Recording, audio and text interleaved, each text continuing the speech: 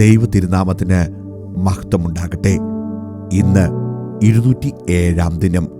യോശുവയുടെ പുസ്തകം 20 അധ്യായം, യെശയ്യാ പ്രവചനം 23 അധ്യായവും അപ്പോസ്തലനായ പൗലോസ്ലീഹ എബ്രായർക്ക് എഴുതിയ ലേഖനം 3 അധ്യായവും വായിക്കാം.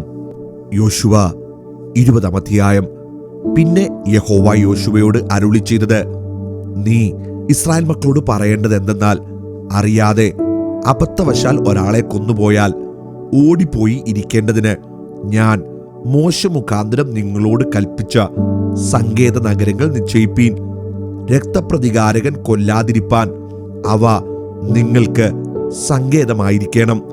ആ പട്ടണങ്ങളിൽ ഒന്നിലേക്ക് ഓടിച്ചെല്ലുന്നവൻ പട്ടണത്തിന്റെ പടിവാതിക്കൽ നിന്നുകൊണ്ട് തന്റെ കാര്യം പട്ടണത്തിലെ മൂപ്പന്മാരെ അറിയിക്കുകയും അവർ അവനെ പട്ടണത്തിൽ കൈക്കൊണ്ട് തങ്ങളുടെ ഇടയിൽ പാർക്കേണ്ടതിന് അവനൊരു സ്ഥലം കൊടുക്കുകയും വേണം.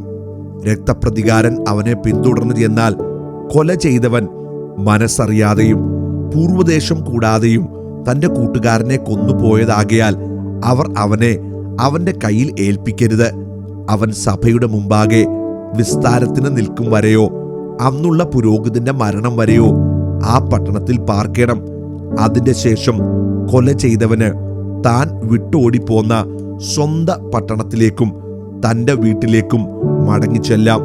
അങ്ങനെ അവർ നഫ്താലി മലനാട്ടിൽ ഗലീലയിലെ കേദശും, എഫ്രയീം മലനാട്ടിൽ ശേഖേമും, യഹൂദ മലനാട്ടിൽ ഹെബ്രോൻ എന്ന കിര്യത്ത് അർബയും, കിഴക്ക് യെരിഹോവിനെതിരെ യോർദാനക്കരെ മരുഭൂമിയിൽ രൂബേൻ ഗോത്രത്തിൽ സമഭൂമിയിലുള്ള ബേത്സേരും, ഗിലെയാദിൽ ഗാദ് ഗോത്രത്തിൽ രാമോത്തും, ബാശാനിൽ മനശ്ശെ ഗോത്രത്തിൽ ഗോലാനും നിശ്ചയിച്ചു. അബദ്ധവശാൽ ഒരുത്തനെ കൊന്നുപോയവൻ സഭയുടെ മുമ്പാകെ നിൽക്കും വരെ രക്തപ്രതികാരകന്റെ കൈയാൽ മരിക്കാതെ ഓടിപ്പോയിരിക്കേണ്ടതിന് ഇസ്രായേൽ മക്കൾക്കൊക്കെയും അവരുടെ ഇടയിൽ വന്നു പാർക്കുന്ന പരദേശിക്കും വേണ്ടി നിശ്ചയിച്ച പട്ടണങ്ങൾ ഇവ തന്നെ. യെശയ്യാവ് 23 അധ്യായം. സോരിനെ കുറിച്ചുള്ള പ്രവാചകം. തർശീഷ് കപ്പലുകളെ മുറയിടുവീൻ. ഒരു വീടും ശേഷിക്കാതെ വണ്ണം, പ്രവേശനം ഇല്ലാതെ വണ്ണവും അത് ശൂന്യമായിരിക്കുന്നു. കിത്തീം ദേശത്തു വെച്ച് അവർക്ക് അറിവ് കിട്ടിയിരിക്കുന്നു. സമുദ്രതീര നിവാസികളെ മിണ്ടാതെ ഇരിപ്പീൻ. സമുദ്ര സഞ്ചാരം ചെയ്യുന്ന സീദോന്യ വർത്തകന്മാർ നിന്നെ പരിപൂർണയാക്കിയല്ലോ. വലിയ വെള്ളത്തിന്മേൽ സീഹോർ പ്രദേശത്തെ കൃഷിയും നീല നദിയിലെ കൊയ്ത്തും അതിന് ആദായമായി വന്നു. അത് ജാതികളുടെ ചന്തയായിരുന്നു. സീദോനെ ലജ്ജിച്ചുകൊള്ളുക, എനിക്ക് നോവ് കിട്ടിയിട്ടില്ല. ഞാൻ പ്രസവിച്ചിട്ടില്ല, ബാലന്മാരെ പോറ്റിട്ടില്ല, കന്യകമാരെ വളർത്തിയിട്ടുമില്ല എന്ന് സമുദ്രം, സമുദ്രദുർഗം തന്നെ പറഞ്ഞിരിക്കുന്നു. സോരിന്റെ വർത്തമാനം മിസ്രൈമിലെത്തുമ്പോൾ അവർ ആ വർത്തമാനത്താൽ ഏറ്റവും വ്യസനിക്കും. തർശീഷിലേക്ക് കടന്നു ചെല്ലുവീൻ. സമുദ്രതീര നിവാസികളെ മുറയിടുവീൻ. പുരാതനമായി പണ്ടേയുള്ള നിങ്ങളുടെ ഉല്ലാസിത നഗരം ഇതാകുന്നുവോ? സ്വന്തകാൽ അതിനെ ദൂരത്ത് പ്രവാസം ചെയ്യുവാൻ വഹിച്ചു കൊണ്ടുപോകും. കിരീടം നല്ലതും വർത്തകന്മാർ പ്രഭുക്കന്മാരും വ്യാപാരികൾ ഭൂമിയിലെ മഹാന്മാരുമായുള്ളതുമായ സോരിനെ കുറിച്ച് അത് നിർണയിച്ചതാർ. സകല മഹത്വത്തിന്റെയും ഗർവത്തെ അശുദ്ധമാക്കേണ്ടതിനും ഭൂമിയിലെ സകല മഹാന്മാരെയും അപമാനിക്കേണ്ടതിനും സൈന്യങ്ങളുടെ യഹോവ അത് നിർണയിച്ചിരിക്കുന്നു. തർശീഷ് പുത്രിയെ, ഇനി ബന്ധനമില്ലായകയാൽ നീ നീല നദി പോലെ നിന്റെ ദേശത്തെ കവിഞ്ഞൊഴുകുക. അവൻ സമുദ്രത്തിന്മേൽ കൈനീട്ടി രാജ്യങ്ങളെ നടുക്കിയിരിക്കുന്നു. യഹോവ കനാനെക്കുറിച്ച് അതിന്റെ കോട്ടകളെ നശിപ്പിപ്പാൻ കൽപ്പന കൊടുത്തിരിക്കുന്നു. ബലാത്കാരം അനുഭവിച്ച കന്യകയായ സീദോൻ പുത്രി, ഇനി നീ ഉല്ലസിക്കയില്ല. എഴുന്നേറ്റ് കിത്തീമിലേക്ക് കടന്നു പോക, അവിടെയും നിനക്ക് സ്വസ്ഥത ഉണ്ടാകയില്ല എന്ന് അവൻ കൽപ്പിച്ചിരിക്കുന്നു. ഇതാ കൽദയരുടെ ദേശം, ഈ ജനം ഇല്ലാതെയായി. അശൂർ അതിനെ മരുമൃഗങ്ങൾക്കായി നിയമിച്ചു കളഞ്ഞു. അവർ തങ്ങളുടെ കാവൽ മാളികകളെ പണിത് അതിലെ അരമനകളെ ഇടിച്ചു, അതിനെ ശൂന്യ കൂമ്പാരമാക്കി തീർത്തു. തർശീഷ് കപ്പലുകളെ മുറയിടുവിൻ. നിങ്ങളുടെ കോട്ട ശൂന്യമായി പോയല്ലോ, അന്നാളിൽ സോർ ഒരു രാജാവിന്റെ കാലത്തിനൊത്ത 70 സംവത്സരത്തേക്ക് മറന്നുകിടക്കും. 70 സംവത്സരം കഴിഞ്ഞിട്ട് സോരിന് വേശ്യയുടെ പാട്ടുപോലെ സംഭവിക്കും. മറന്നു കിടന്നിരുന്ന വേശ്യയെ വീണയെടുത്തു പട്ടണത്തിൽ ചുറ്റി നടക്ക. നിന്നെ ഓർമ്മ വരേണ്ടതിന് നല്ല രാഗം മീട്ടി വളരെ പാട്ടുപാടുക. 70 സംവത്സരം കഴിഞ്ഞിട്ട് യഹോവ സോരിനെ സന്ദർശിക്കും. അപ്പോൾ അത് തന്റെ ആദായത്തിനായി തിരിഞ്ഞ് ഭൂമിയിലെ സകല ലോകരാജ്യങ്ങളോടും വേശ്യാവൃത്തി ചെയ്യും. എന്നാൽ അതിന്റെ വ്യാപാരവും ആദായവും യഹോവയ്ക്ക് വിശുദ്ധമായിരിക്കും. അതിനെ നിക്ഷേപിക്കുകയോ സ്വരൂപിച്ചു വെക്കുകയോ ചെയ്യുകയില്ല.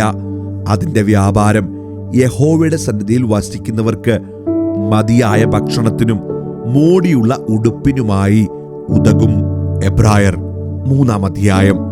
അതുകൊണ്ട് വിശുദ്ധ സഹോദരന്മാരെ, സ്വർഗീയ വിളിക്ക് ഓഹരിക്കാരായുള്ളോരെ, നാം സ്വീകരിച്ചു പറഞ്ഞ അപ്പോസ്തലനും മഹാപുരോഹിതനുമായ യേശുവിനെ ശ്രദ്ധിച്ചു നോക്കുവീൻ. മോശെ ദൈവഭവനത്തിലൊക്കെയും വിശ്വസ്തനായിരുന്നത് പോലെ യേശുവും തന്നെ നിയമിച്ചാക്കിയവന് വിശ്വസ്തനാകുന്നു. ഭവനത്തെക്കാളും ഭവനം ചമച്ചവന് അധികം മാനമുള്ളതുപോലെ യേശുവും മോശയേക്കാൾ അധികം മഹത്വത്തിന് യോഗ്യനെന്ന് എണ്ണിയിരിക്കുന്നു. ഏതു ഭവനവും ചമപ്പാൻ ഒരാൾ വേണം. സർവവും ചമച്ചവൻ ദൈവം തന്നെ. അവന്റെ ഭവനത്തിൽ ഒക്കെയും മോശ വിശ്വസ്തനായിരുന്നത് അരുളി ചെയ്യുവാനിരുന്നതിന് സാക്ഷ്യം പറയുന്ന ഭൃത്യനായിട്ടത്രേ. ക്രിസ്തുവോ അവന്റെ ഭവനത്തിന് അധികാരിയായ പുത്രനായിട്ട് തന്നെ. പ്രത്യാശയുടെ ധൈര്യം പ്രശംസയും നാം അവസാനത്തോളം മുറുകെ പിടിച്ചുകൊണ്ടാൽ നാം തന്നെ അവന്റെ ഭവനമാകുന്നു. അതുകൊണ്ട് പരിശുദ്ധാത്മാവ് അരുളി ചെയ്തതുപോലെ ഇന്ന് നിങ്ങൾ അവന്റെ ശബ്ദം കേൾക്കുന്നുവെങ്കിൽ മരുഭൂമിയിൽ വെച്ച് പരീക്ഷാ ദിവസത്തിലെ മത്സരത്തിലെന്ന പോലെ നിങ്ങളുടെ ഹൃദയം കഠിനമാക്കരുത്. അവിടെ വെച്ച് നിങ്ങളുടെ പിതാക്കന്മാർ എന്നെ പരീക്ഷിച്ച് 40 ആണ്ട് എന്റെ പ്രവൃത്തികളെ കണ്ടിട്ടും എന്നെ ശോധന ചെയ്തു. അതുകൊണ്ട് എനിക്ക് ആ തലമുറയോട് നീരസമുണ്ടായി. അവർ എപ്പോഴും തെറ്റിപ്പോകുന്ന ഹൃദയമുള്ളവരെന്നും എന്റെ വഴികളെ അറിയാത്തവർ എന്നും ഞാൻ പറഞ്ഞു. അവർ എന്റെ സ്വസ്ഥതയിൽ പ്രവേശിക്കയില്ല എന്ന് ഞാൻ എന്റെ ക്രോധത്തിൽ സത്യം ചെയ്തു. സഹോദരന്മാരെ, ജീവനുള്ള ദൈവത്തെ ത്യജിച്ചു കളയാതിരിക്കേണ്ടതിന് അവിശ്വാസമുള്ള ദുഷ്ടഹൃദയം നിങ്ങളിൽ ആർക്കും ഉണ്ടാകാതിരിപ്പാൻ നോക്കുവിൻ. നിങ്ങൾ ആരും പാപത്തിന്റെ ചതിയാൽ കഠിനപ്പെടാതിരിക്കേണ്ടതിന് ഇന്ന് എന്ന് പറയുന്നിടത്തോളം നാൾ തോറും അന്യോന്യം പ്രബോധിപ്പിച്ചുകൊള്ളുവീൻ. ആദ്യ വിശ്വാസം അവസാനത്തോളം മുറുകെ പിടിച്ചുകൊണ്ടാൽ നാം ക്രിസ്തുവിൽ പങ്കാളികളായി തീർന്നിരിക്കുന്നുവല്ലോ. ഇന്ന് നിങ്ങൾ അവന്റെ ശബ്ദം കേൾക്കുന്നുവെങ്കിൽ മത്സരത്തിൽ എന്ന പോലെ നിങ്ങളുടെ ഹൃദയങ്ങളെ കഠിനമാക്കരുത് എന്ന് പറയുന്നതിൽ ആരാകുന്നു കേട്ടിട്ട് മത്സരിച്ചവർ? മിസ്രൈമിൽ നിന്ന് മോശ മുഖാന്തരം പുറപ്പെട്ടവർ എല്ലാവരുമല്ലോ. 40 ആണ്ട് ആരോട് ക്രുദ്ധിച്ചു? പാപം ചെയ്തവരോടല്ലയോ?